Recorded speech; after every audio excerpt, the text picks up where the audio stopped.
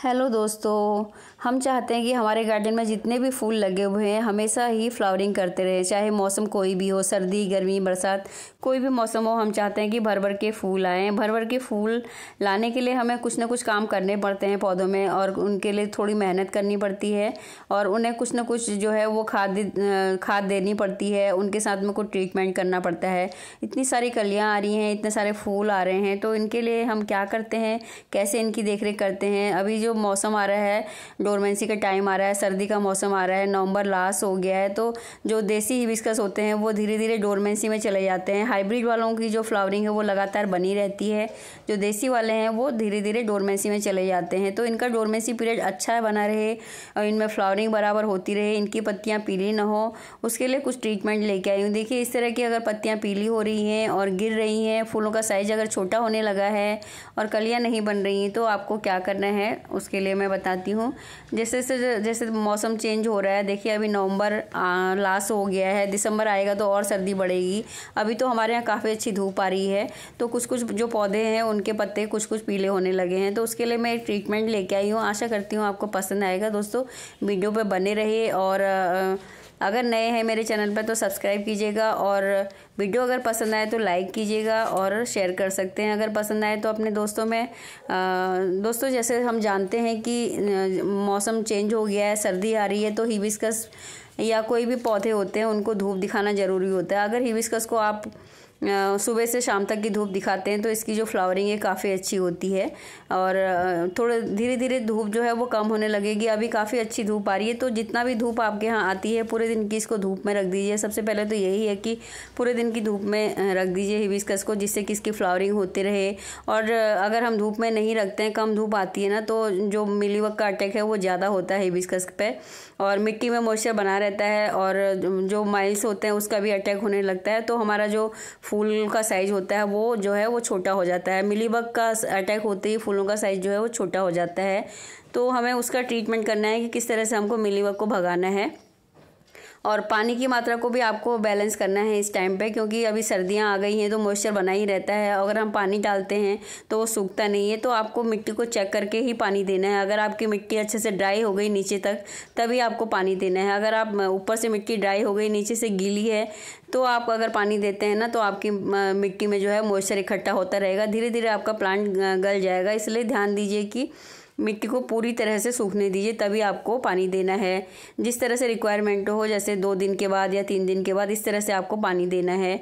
और अगर आप चाहते हैं इस टाइम पर कोई पौधे को रिपोर्ट करना, तो वो भी मतलब मत करिए इस टाइम पे, क्योंकि ये पौधों का रिपोर्ट करने का टाइमिंग नहीं है। डोरमेंसी के टाइम पर बहुत सारे जो पौधे होते हैं वो ख़राब हो जाते हैं अगर हम उनको रिपोर्ट करते हैं। और प्रूनिंग भी, अभी प्रूनिंग का भी ख्याल छोड़ दीजिए। अगर आपको प्रूनिंग करनी है या बहुत ज़्यादा लंबे हो रहे हैं आपके हिबिस्कस के प्लांट, तो उनको अभी प्रूनिंग मत कीजिए। जैसे जनवरी ख़त्म हो जाएगा, फरवरी में आप उनको प्रूनिंग कर सकते हैं। कोई भी प्रूनिंग, हार्ड प्रूनिंग या सॉफ्ट प्रूनिंग पौधे के हिसाब से देख के, उसके साइज के हिसाब से कर सकते हैं, जिससे कि उसकी ग्रोथ जो है आगे बहुत अच्छी होगी। तो अगले साल के लिए आपको बहुत अच्छे पौधे, फूल भी देखने को मिलेंगे। पत्तियों का जो कलर है वो भी ग्रीन बना रहे, और उनका जो कलर जो है ग्रीन बनाए रखने के लिए भी हमको ट्रीटमेंट करते रहना है पौधों पे। और पौधे में सबसे पहले वही है कि पानी का हिसाब रखिए, धूप का अच्छे से लगाइए, और गुड़ाई करते रहिए। गुड़ाई करने का क्या है, 15 से 1 महीने के अंदर में आपको गुड़ाई करते रहनी है। गुड़ाई का टाइमिंग आप रख लीजिए। जब सुबह सुबह ओस गिरी होती है, कोहरा गिरा होता है पौधे में, उस टाइम पर आपको गुड़ाई नहीं करनी है। थोड़ा सा सूख जाए, जैसे धूप आ जाती है ना, तो उस टाइम पर अगर गुड़ाई करेंगे तो आपको बहुत ज़्यादा फ़ायदा होगा। और मिट्टी में मॉइस्चर बनाना है, लेकिन गीला नहीं करना है, तो पानी का हिसाब रखना है, पानी कैसे देना है आपको। और देखिए, इस तरह से मेरे जो पौधे हैं अभी भी अच्छी फ्लावरिंग हो रही है, बिल्कुल भी अभी सर्दी का इनमें असर नहीं है। तो इनके लिए मैं क्या करती हूँ, देखिए कलियाँ भी बन रही हैं, पूरी टाइम कलियाँ बन रही हैं। हर जगह देखेंगे आप कलियाँ आ रही हैं, फूलों का साइज भी बड़ा बना हुआ है, और देखिए कितनी सारी कलियाँ आ रही हैं, इसमें बहुत ज़्यादा कलियाँ आ रही हैं। तो उसके लिए मैं आज लेके आई हूँ, आपके साथ शेयर कर रही हूँ फिटकरी जो फिटकरी एलम होती है वो काफ़ी ज़्यादा इफ़ेक्टिव रहती है हमारे पौधे में, ख़ास तौर से हिबिस्कस के प्लांट में। ये खाद तो नहीं है, लेकिन ये जो है बहुत अच्छा ट्रीटमेंट है मिट्टी को अच्छा बनाए रखने का। इस टाइम पर हमको मिट्टी को उपजाऊ बनाए रखना बहुत ज़रूरी है, क्योंकि सर्दियों के टाइम पे अगर हमारा पौधा ख़राब होता है तो मिट्टी की वजह से ही ख़राब होता है। उसमें फूल कम आते हैं या छोटे आते हैं तो मिट्टी की प्रॉब्लम की वजह से आता है। खाद तो आपको देते रहनी है, महीने में एक बार गोबर की खाद आपको देनी है। जनवरी तक आप खाद दीजिए और जनवरी 15 तक आपको खाद देते रहना है, जिससे कि उसका असर बना रहेगा और वो काफ़ी अच्छी फ्लावरिंग करेगा। साथ ही साथ ओनियन पील और बनाना पील का भी आपको यूज़ करना है। कैसे भी, अगर आप चाहें तो लिक्विड के रूप में दे सकते हैं उसको, या फिर आपको ग्राइंड करके भी दे सकते हैं। तो जो बनाना पील होता है उसमें नाइट्रोजन की भरपूर मात्रा होती है, और ओनियन में जो ओनियन पील होता है वो भी हमारे पौधे के लिए बहुत ही अच्छा होता है। तो इस तरह से आपको कुछ ना कुछ अपने पौधे को खाद देते रहना है। ऐसा नहीं कि डोरमेंसी पीरियड आ रहा है तो इसको कोई भी खाद नहीं देनी है, कोई भी ट्रीटमेंट नहीं करना है। अगर हम करते रहेंगे तो हमारे जो पौधे का डोरमेंसी टाइम है वो बहुत आसानी से निकल जाएगा। गोबर की खाद जो है वो पौधे में गर्मी लाता है, और सर्दियों में पौधे को फ्लावरिंग करने के लिए गर्मी की बहुत ज़्यादा ज़रूरत होती है। तो आप गोबर की खाद अपने पौधे में देते रहिए, और महीने में एक बार गोबर की खाद दे दीजिए, जिससे कि आपके पौधे की ग्रोथ भी बनी रहेगी, उसमें फ्लावरिंग भी होगी, और उसकी जो मिट्टी है वो भी हमेशा फर्टाइल बनी रहेगी। मिट्टी को फर्टाइल करना बहुत ज़रूरी है। जो देखिए, इस तरह से जो एलम का पीस होता है ना, फिटकरी का पीस है, वो मिट्टी को उपजाऊ बना के रखता है, मिट्टी को फर्टाइल बनाता है। तो इस टाइम पर हमको मिट्टी को फर्टाइल बनाना बहुत ज़रूरी है। और पौधों के फूलों के जो साइज़ है उसमें भी असर करता है। ये जो फिटकरी का पानी है, आपके जो फूल हैं वो भी साइज में बड़े आएंगे। मिलीबग का अटैक भी नहीं होगा। मिलीबग का अटैक कैसे नहीं होगा वो आपको आगे बताती हूँ मैं, और कैसे इसका यूज़ करना है। फिटकरी का अगर आप पाउडर फॉर्म में यूज़ करते हैं तो वो कम ज़्यादा हो सकता है, लेकिन जो जैसे मैं आपको यूज़ बता रही हूँ किस तरह से करना है। मैंने आधा लीटर पानी लिया है, और आधे लीटर पानी में मैंने एक टुकड़ा जो फिटकरी का डाल दिया है, और आप उसको 10 से 20 मिनट के तक रख सकते हैं पानी के अंदर। पानी के अंदर रखने से क्या होगा कि उसका जो फिटकरी का तत्व है वो पानी में आ जाएगा। देखिए, इस तरह से मैंने आधे लीटर पानी में फिटकरी का एक टुकड़ा डाल दिया है, और मैंने 10 मिनट ही डाला, क्योंकि पानी आधा लीटर है, बहुत कम है। तो अगर आपके पास जब पानी ज़्यादा है तो आप 20 मिनट डाल सकते हैं। 10 मिनट में ही इसका कलर चेंज हो गया, तो मैं 10 मिनट के लिए डालूँगी। और अगर आप जो पाउडर फॉर्म में लेते हैं तो वो थोड़ा ज़्यादा या कम हो सकती है उसकी मात्रा, इसलिए आप इस तरह से लेंगे तो आपका जो फिटकरी का पानी है वो आसानी से बन जाएगा। देखिए, इसको फिर दोबारा से यूज़ कर सकते हैं आप, इस जो पीस निकला हुआ है पानी से। सबसे पहले मैं गुड़ाई कर लूँगी। गुड़ाई करना बहुत ज़रूरी है। गुड़ाई से क्या है, हमारे पौधे की जड़ें मजबूत बनती हैं और हवा उसको अच्छी मिल जाती है, और जो भी हम खाद देते हैं वो उसको जड़ों तक पहुंच जाती है। उसके बाद मैं क्या करूँगी, चाय की पत्ती का मैंने यूज़ किया है। चाय की पत्ती में नाइट्रोजन और कैल्शियम की भरपूर मात्रा होती है, जो हमारे पौधों में फ्लावरिंग के लिए बहुत ज़रूरी होती है, और चाय की पत्ती मिट्टी को एसिडिक बनाती है।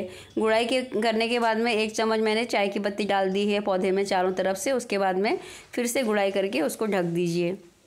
और चाय की पत्ती आप यूज़ वाली भी, जैसे हम लोग चाय की पत्ती चाय बनाते हैं तो यूज़ वाली चाय की पत्ती को भी सुखाने के बाद में आप इसमें डाल सकते हैं, लेकिन मैंने फ्रेश चाय की पत्ती लीजिए, और जिससे में कि नाइट्रोजन की भरपूर मात्रा होती है और कैल्शियम भी रहता है और मिट्टी की उर्वरा शक्ति को बढ़ाती है। साथ ही साथ हम कॉफ़ी का भी यूज़ कर सकते हैं। 1 चम्मच कॉफ़ी लिया है मैंने, 1 चम्मच भी पूरा नहीं लिया, आधा लिया है। कॉफ़ी में भी नाइट्रोजन, कैल्शियम और मैग्नीशियम की अच्छी मात्रा होती है, जो कि हमारे प्लांट की ग्रोथ के लिए अच्छी होती है और फ्लावरिंग के लिए अच्छी होती है। तो कॉफ़ी का यूज़ भी आप कर सकते हैं। मैंने दोनों पौधों में अलग अलग ट्रीटमेंट किया है। एक में कॉफ़ी पाउडर डाला है, एक में चाय की पत्ती डाली है। उसके बाद में मैं क्या करूँगी, जो आधा लीटर पानी मैंने फिटकरी का लिया था उसको डाइल्यूट कर दूँगी और अपने प्लांट में दे दूँगी। तो पानी डालने के बाद में और कॉफ़ी पाउडर डालने के बाद में इसके ऊपर से हल्की हल्की गुड़ाई कर देंगे, जिससे कि आपका पौधा जो है अच्छे से इसकी जो चाय की पत्ती है, जो कॉफ़ी पाउडर है वो, और फिटकरी का पानी जो है आराम से इसमें मिल जाए। और उसके बाद में थोड़ा सा पानी लेके मैंने पौधों में छिड़काव कर दिया है, स्प्रे कर दिया है, जिससे कि जो कोई भी कीड़े वीड़े लगे हैं या मिलीबग लगी है या माइल्स लगे हुए हैं तो हमारे जो हिबिस्कस के पौधे को उससे जो है वो ख़त्म हो जाएंगे। फिटकरी के पानी से जो है मिलीबग को भी हम भगा सकते हैं। बहुत ज़्यादा इफ़ेक्टिव होता है फिटकरी का पानी। तो आप इस तरह से उसका फिटकरी का पानी मिलीबग को हटाने के लिए स्प्रे के रूप में भी डाल सकते हैं। ये जो मैंने फर्टिलाइज़र या आप ट्रीटमेंट बताया है, फर्टिलाइज़र तो नहीं कहेंगे इसको, तो मिट्टी को उर्वरक बनाता है ये जो फिटकरी का पानी है। किसी भी पौधे में आप डाल सकते हैं, गुलाब के पौधे में या कोई भी फूल वाले पौधे हैं उसमें आप ट्रीटमेंट दे सकते हैं। इस तरह का जो फिटकरी का पानी है, अगर उसकी मात्रा बराबर रहती है वो नुकसान नहीं करता है। और चाय की पत्ती भी नुकसान नहीं करती है। घरेलू खादें हैं ये, कोई भी नुकसान नहीं करते हैं। ऑर्गेनिक खादें अगर हम डालते हैं अपने पौधे में तो बिल्कुल भी नुकसान नहीं करती है। इस तरह से आप अपने पौधे में, ये घरेलू खादें हैं, ये कोई नुकसान नहीं करती हैं। इस तरह से अगर हम अपने हिबिस्कस का ट्रीटमेंट करते हैं ना, तो हमारे हिबिस्कस का जो डोरमेंसी टाइम है वो बहुत ही कम हो जाएगा और हमारा जो है पूरी सर्दी फ्लावरिंग देखने को मिलेगी। फरवरी में आप इसकी प्रूनिंग कर सकते हैं जिससे कि आने वाले टाइम में आपको अच्छे फ्लावर मिल पाएँ। जैसे अगर हम एक साल में एक बार प्रूनिंग करना बहुत ज़रूरी होता है, तो आप फरवरी में इसकी प्रूनिंग कर दीजिए। जैसे आपका प्लांट है, छोटा प्लांट है तो सॉफ्ट प्रूनिंग कर दीजिए, अगर बड़ा प्लांट है तो उसकी हार्ड प्रूनिंग कर दीजिए, जिससे कि आपके पौधे में बराबर फ्लावरिंग होती रहेगी और कलियां बनेंगी। दोस्तों, अगर वीडियो पसंद आए तो लाइक कीजिएगा, नए हैं तो चैनल को सब्सक्राइब